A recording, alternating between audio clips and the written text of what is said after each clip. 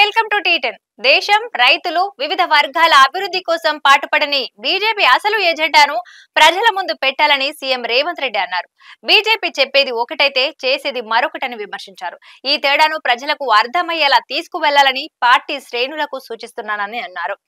అయితే అదే తెలంగాణ, కర్ణాటకలో పార్టీ గెలుపునకు సహకరించిందని పరోక్షంగా వివరించారు. తనకన్నా ముందు తాను కూర్చున్న సీట్లో గెస్ట్ గా కేంద్ర వ్యవసాయ శాఖ మంత్రి శివరాజ్ సింగ్ కూర్చున్నారని చెప్పారు.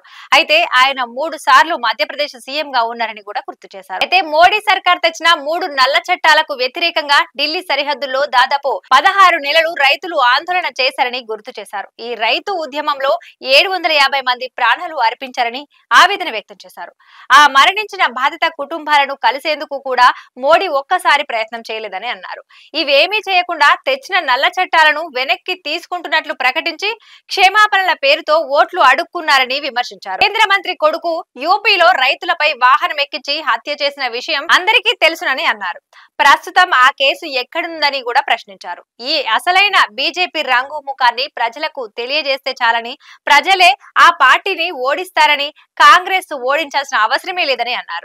స్విస్ బ్యాంక్ లోని నల్లధనం తెచ్చి ప్రతి పేదవాడి అకౌంట్ లో 15 లక్షలు వేస్తానన్న ప్రధాని మోడీ గ్యారంటీ ఏమైంది అని సీఎం రేవంత్ రెడ్డి ప్రశ్నించారు. అయితే కేంద్రంలో అధికారంలోకి వచ్చి 11 ఏండ్లైనా ఆ హామీని మోడీ బీజేపీ సర్కారు ఎందుకు నిలబెట్టుకోలేదని నిలదీశారు. కానీ ఏడాది కాలంలో ఎంతో సమర్థవంతంగా పాలిస్తున్న తమ సర్కార్ను ఇన్ని ప్రశ్నలు వేస్తున్నారని చురకలంటించారు. 2022 వరకు దేశంలోని పేదలందరికీ పక్కా ఇండ్లు ఇస్తామని బీజేపీ చెప్పిన విషయాన్ని గుర్తు చేశారు. మరి ఎంతమంది పేదవాళ్లకు ఇచ్చిందో వెల్లడించాలని అన్నారు. రైతుల ఆదాయం రెట్టింపు చేస్తామని, ఏడాదిలో 2 కోట్ల ఉద్యోగాలు ఇస్తామని ఇచ్చిన హామీలు ఏమయ్యాయని ప్రశ్నించారు. అయితే ఏ రాష్ట్రంలో రుణమాఫీ చేశారో కూడా చెప్పాలి అని, తాము అధికారంలోకి వచ్చిన తొలి 10 నెలల్లో 25,35,000 మంది రైతులకు 21,000 కోట్ల రుణమాఫీ చేసినట్టు సీఎం రేవంత్ రెడ్డి చెప్పారు. దేశంలోని బీజేపీ పాలిత రాష్ట్రాల్లో ఇలాంటి నిర్ణయం తీసుకుంటే చర్చకు రావాలని సవాల్ విసిరారు. రాష్ట్రంలోని మహిళలకు ఉచిత బస్సు ప్రయాణాలకు గాను ఆర్టీసీకి రాష్ట్ర ప్రభుత్వం 4,000 కోట్లు చెల్లించిందని అన్నారు. మహిళలకు ఫ్రీ రైడ్ తో మెట్రోకు నష్టం వాటిల్లుతుందన్న విమర్శలను సీఎం ఖండించారు.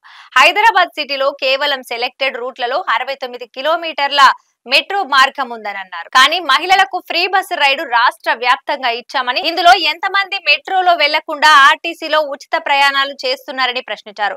ఈ విషయంలో metro chief financial officer political motivated statement ఇచ్చారని అన్నారు. ఇతర పార్టీలతో కలిసి కాంగ్రెస్ ప్రభుత్వానికి చెడ్డ పేరు వచ్చేలా వ్యవహరించారని, అందుకే ఆయనను అరెస్టు చేయాలని పోలీసులకు ఆదేశాలు ఇచ్చామని అన్నారు. దీంతో ఆయన ముంబై పారిపోయాడని చెప్పారు. రాహుల్, రేవంత్ ట్యాక్స్ పేరుతో ఆరోపణలు చేస్తున్న ప్రధాని మోడీ ఇందుకు సంబంధించి ఒక్క ఎవిడెన్స్ ఉన్నా చూపాలని సీఎం రేవంత్ రెడ్డి సవాల్ విసిరారు.